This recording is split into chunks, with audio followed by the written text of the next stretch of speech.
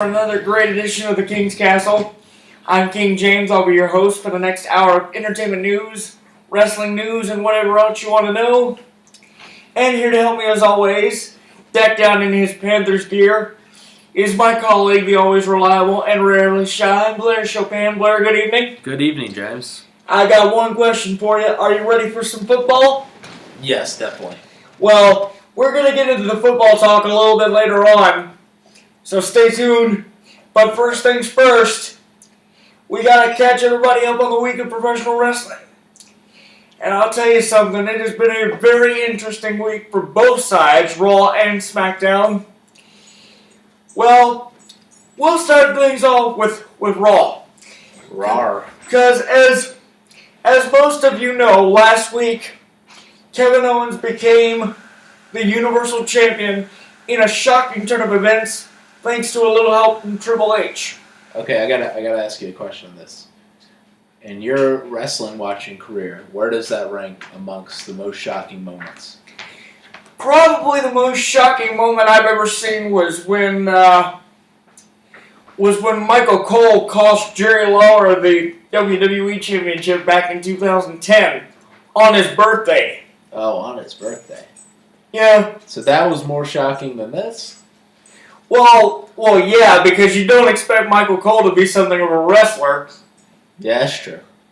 But anyway, Raw started off this past Monday night with what was supposed to be Kevin Owens' championship celebration. Coronation. Alongside Stephanie McMahon and Mick Foley.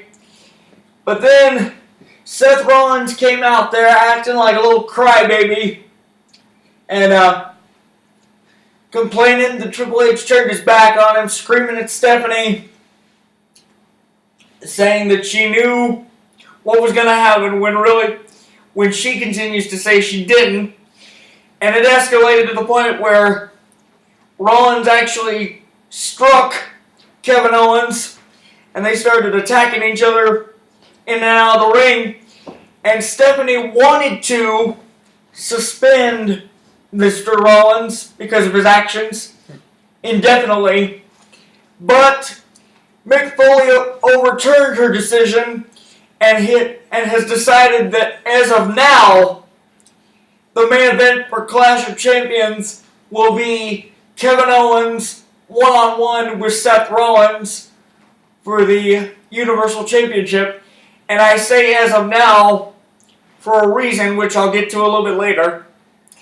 But you had to know something like this was going to happen because, like we mentioned last week, Rollins was the Authority's puppet for 2 years. Right. And nothing's more shocking than when the fans get a heel turn they don't expect. Right. So, you think Rollins should have been suspended, or you think Mick Foley made the right decision here?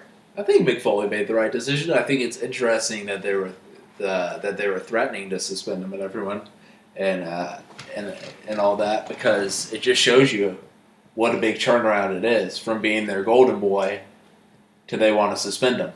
Right. Total, and that makes me think: is this like setting up for Stephanie and Triple H to have a face turn, or is this setting up for Rollins to be the good guy who takes on the Authority? Well, because like if he's gonna turn into a face, then he can't. I don't think he can go out there and act like he was when he was being a heel and be all complaining, and he does that very well, but I don't think that's like a face thing to do. Well, as a result of what happened in the championship celebration, both Seth Rollins and Kevin Owens were placed in individual matches this past Monday night. We saw Seth Rollins take on Chris Jericho. Rollins was victorious, not Chris, surprisingly. You should say, Chris, hit me or kiss me, Jericho. All right, I'll keep that in mind next time. From this Brock Lesnar fight. And anyway, also Kevin Owens was placed into a match with a rivalry renewed with his good friend Sami Zayn. Yeah, classic. And Kevin Owens won that match, but here's the twist. Right after that match, Roman Reigns shows up and gets face to face with Kevin Owens, because as you know, before Triple H turned on Seth Rollins last week, he also pedigreed Reigns and cost him the match. So therefore, Mick Foley has decided that next week in Baltimore on Monday Night Raw, we will see Roman Reigns one-on-one with Kevin Owens, and if Reigns is victorious, then he will be added to the main event at Clash of Champions, and it becomes a triple threat. Oh, okay.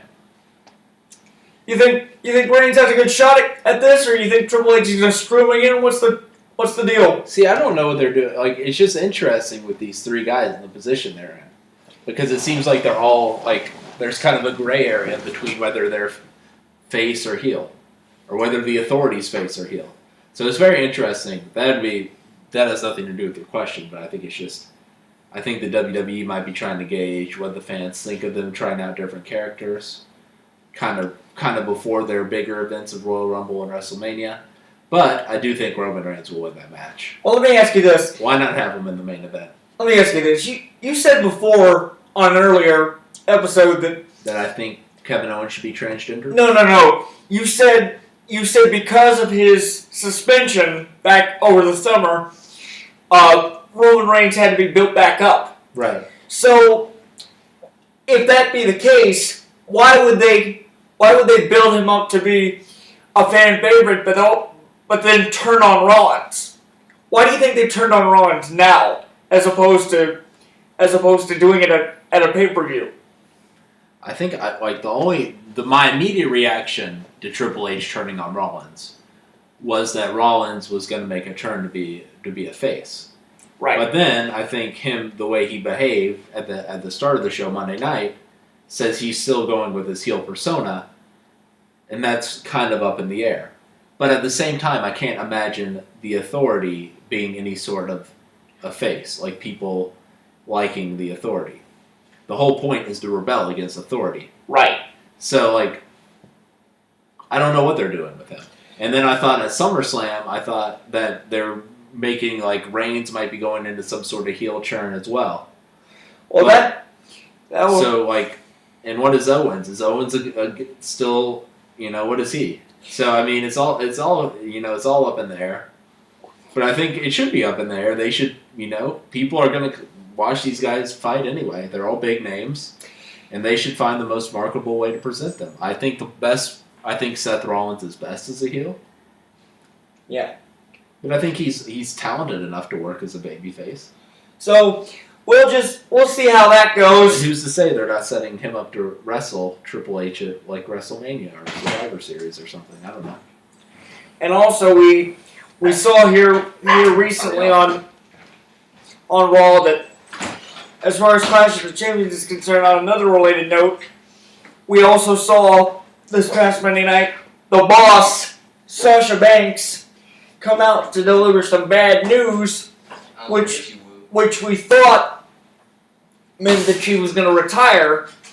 But what we didn't know was that the bad news was actually for the WWE Raw Women's Champion, Charlotte. I will get you. And Sasha says she's been cleared to compete, and therefore will face Charlotte at Clash of Champions on the 25th. It's okay. Now, this has been an interesting back and forth rivalry in the women's division because, as you know, Sasha defeated Charlotte for the title the week after the brand extension, but then lost the title at SummerSlam in first defense. So this is really a chess match that's been going back and forth for a while. What do you make of this?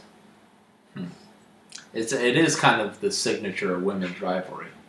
The first one they've kind of had women's division rivalry. Of all women, it's not the biggest rivalry. Well, but they had Trish and Lita before during the... I know, but that's a long time ago. And this is the first one since they've kind of legitimized it, right? Exactly. So I think that's interesting. I don't know where do you go from that. There's only so long they can keep going back and forth and back and forth. So my question would be, who would be next in line as the number one contender? Well, I think I have an answer for that because Charlotte has been on kind of a slump of bad luck here recently because on Monday night during Raw, she was pinned in a non-title match by Bayley. So you think Bayley could be the one? Bayley could be next in line because she's 3-0 since coming to Raw. James, y'all watching football tonight? Shh. It's fine. It's fine. It's fine. Yes, we We are. are. Of course. It's fine. He doesn't know what's going on. Anyway. It's fine. We're going to take a break. We'll be back with more analyzing right after this. Analysms. So stay right there. Ugh.